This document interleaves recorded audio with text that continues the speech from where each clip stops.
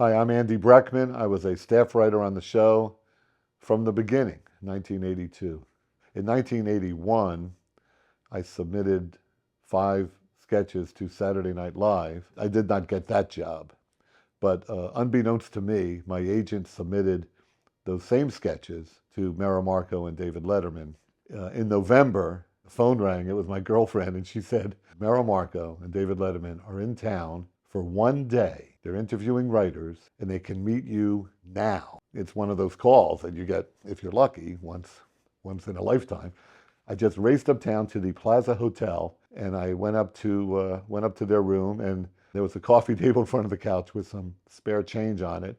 And I sat down and I said, hey, can I have this? And I scooped up all the change from the coffee table and put it in my pocket and never mentioned it again. It made Dave laugh. And any writer can tell you there's no sweeter sound in the world than making David Letterman laugh. And I got the gig. In those days, the writers were on a 13-week cycle, which meant we had no job security at all. And weeks went by. I wasn't getting anything on the air. I finally, at some point, a couple months in, I scored with a joke.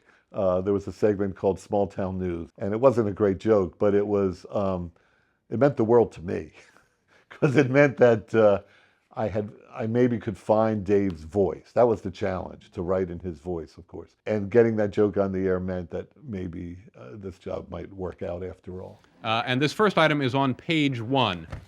First page, vandals hit the Gila Bend School campus Monday night, and the Maricopa County Sheriff's Office is investigating. Page 1, the Gila Bend Herald.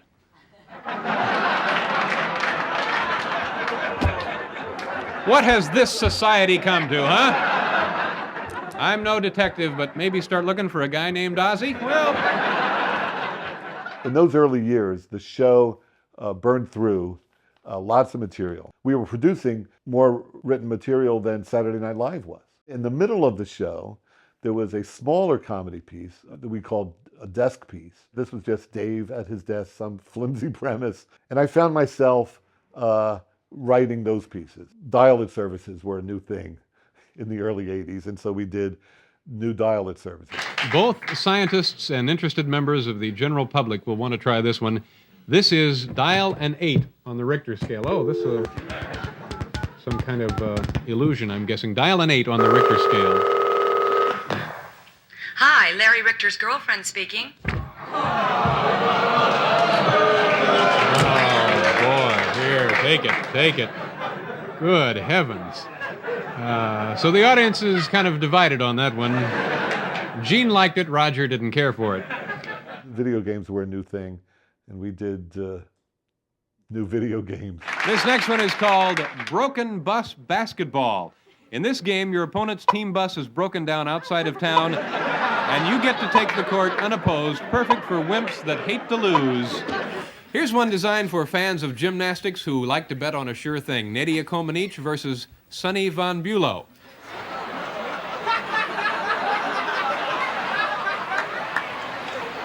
As you can see, Sonny has 2 points for poise. Or pop-up books. There was always some sort of small premise. Well, this is the popular pop-up book of the Elvis book by Albert Goldman. Now, wait a minute. So we open this boy up, and let's see what happens here. These books are terrific. Where do I operate it? Oh, right here. Now you can watch Elvis become the biggest star in show business right before your very eyes. There he goes. There he goes. A little pop-up. Hey, look, it's Albert Goldman. I had nothing to do with it. One of the rules we were told early on was Dave doesn't perform. He won't pretend to be someone else. He won't act. He certainly won't sing. And I, a couple of times, pushed back against that. I wrote a piece which began as just another art card piece at the desk, but Paul Schaefer kept interrupting Dave, asking Dave to perform some party tricks. I should mention that piece, when I wrote it, ended with Dave singing, and that was apparently a bridge too far. He wouldn't he wouldn't go there. He did everything but the singing. And as you can see, the open loops here in this R, the second R, and then it's also duplicated down here in the G. Now, this indicates a strong... I'm sorry, what's so funny? Oh, sorry, nothing, David. Go on. I'm sorry. Okay. As I was saying, Ronald Reagan, the first R of the man's first name, a large opening there, and then another one there, and again, it's picked up down here in the final G. Now, these would certainly indicate... Now, what is it?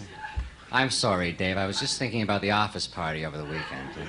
I was remembering some of the tricks that you were doing. This guy was amazing at the party. He did a thing with file cards. I couldn't believe it. I'm sorry. Go ahead. Go on. Okay. Now, Ronald Reagan's signature clearly shows here... Dave, excuse me. Dave, listen, this handwriting thing is absolutely marvelous. I really mean it, but I would love... No, seriously, I'd love to see that file card thing that you did at the party. It was amazing. Could you do it for us? Wouldn't you like to see it? Geez, I can't, no. Come on, Dave, come on, do the file card. All right, okay. Okay, just once. And it may not be this spectacular under these circumstances, but at the party it was a lot of fun. You take yourself some file cards and like that. There you go. Well, you can't get them all, but that's all Paul was. Okay.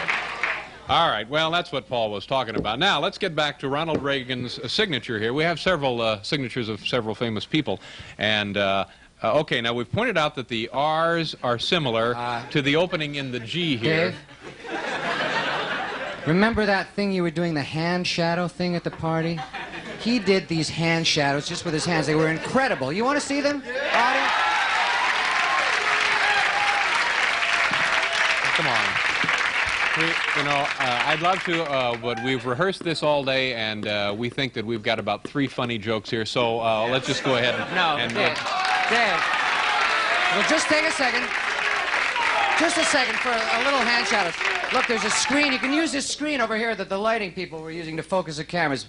Could you open it up and get that screen? No, that's all right. Maybe some other time. We'll do it. You want to see Dave do the little hand shadows? All right. All right, I'll do it. Do it. I'll do a few of them, but we're going to have to get back to the Ronald Reagan signature. Okay. Couple of hand shadows again, the party. The first one, a bird. There you go. The bird. It's kind of a simple thing to start out with. Okay, all right. Enough of the bird. That'll be enough of the bird there. Now, I'll do... oh, no, we're not done yet. This is the skyline of Manhattan for you folks from other parts of the country. There you go, the skyline of... Okay, that's enough of those. Now, I'll do 2 more. This is the United States Supreme Court. Here they are, the Supreme Court, ladies and gentlemen. There they are. Okay. And this is the one that was really a lot of fun at the party. The Holmes-Cooney fight, ladies and gentlemen. Round 7. Here they are. Okay. Okay, that's it. That's it. I can't. That's it. Thank you. We're running out of time, and we really haven't gotten into this thing with Ronald Reagan's signature. Now, President of the United States. The first name. Dave, how about that gravity thing? The gravity thing? Yeah, remember at the party you made Will Lee fly up in the air? It was amazing. But you never did it to me. It's my turn, I think. You want to see Dave make me fly right here tonight? No, absolutely not. No. All right. I'll just do the microphone real quick. Okay, the gravity thing. It was no big deal. Okay, here we go. The microphone. The gravity thing. There she goes.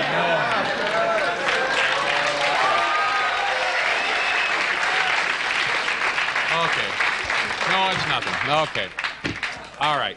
That's it. We got to get back here. Now, the large R in the first name and the large R in the second name is duplicated here again in the G. Dave, listen. You got to do the gymnastic stuff that you did.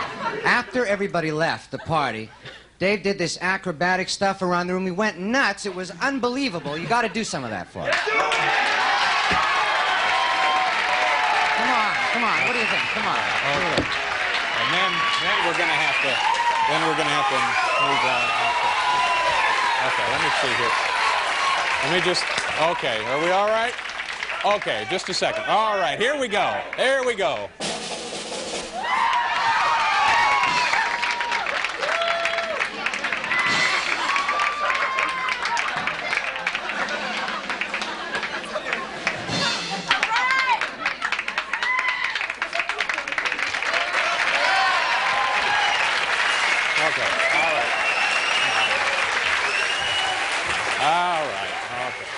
One of the perks of the job is I got to meet artists that I had always admired and got to spend time with them. When Jerry Garcia was booked on the show, I wanted to find an excuse to hang with him, so I wrote a short sketch. Up there. Uh-huh.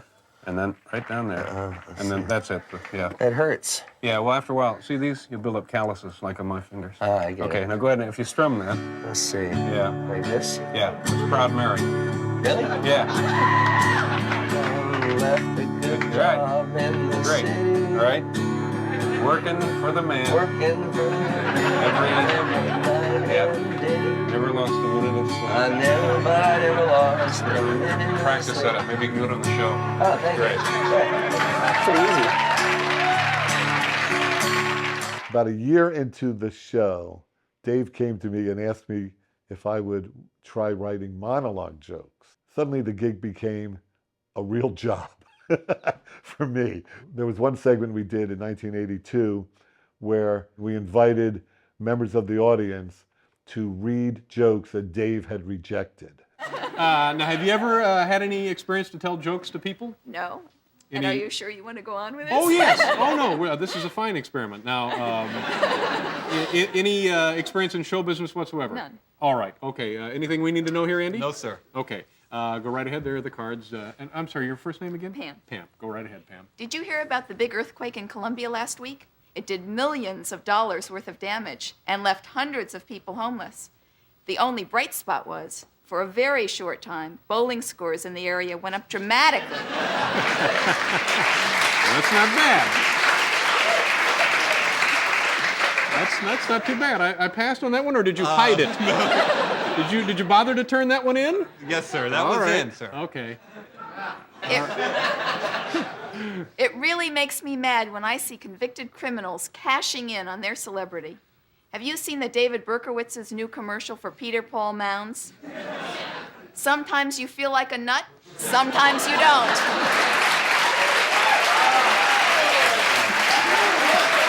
Give me those cards. Got that whole joke.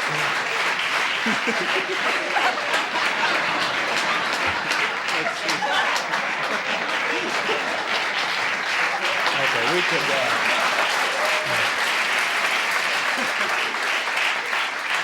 We could probably edit that out, couldn't we, Hal?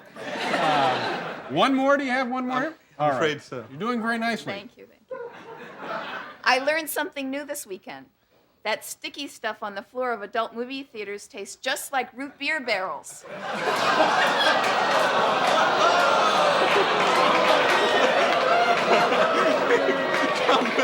Oh, my. I don't understand why you'd possibly pass. You do this to an out-of-towner? Oh. Is that it? I'm afraid so. Okay, you did a very nice job. Nice meeting you. Enjoy yourself in New York. Thank you very much, Andy. I began my career as a singer-songwriter. None of my so-called friends had the decency to tell me I wasn't very good. So I just plowed on.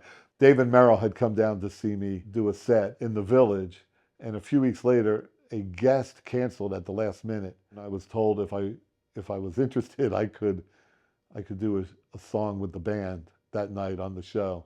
We went on with very little preparation, almost no rehearsal, and it did not change my life at all. Oh, wait till I tell you about what happened to me. I was on my way to work today. I was getting on the subway and suddenly everybody didn't grow up. My brother didn't die. My brother didn't die. My mother didn't die. My mother didn't die. My father didn't die. My father didn't die.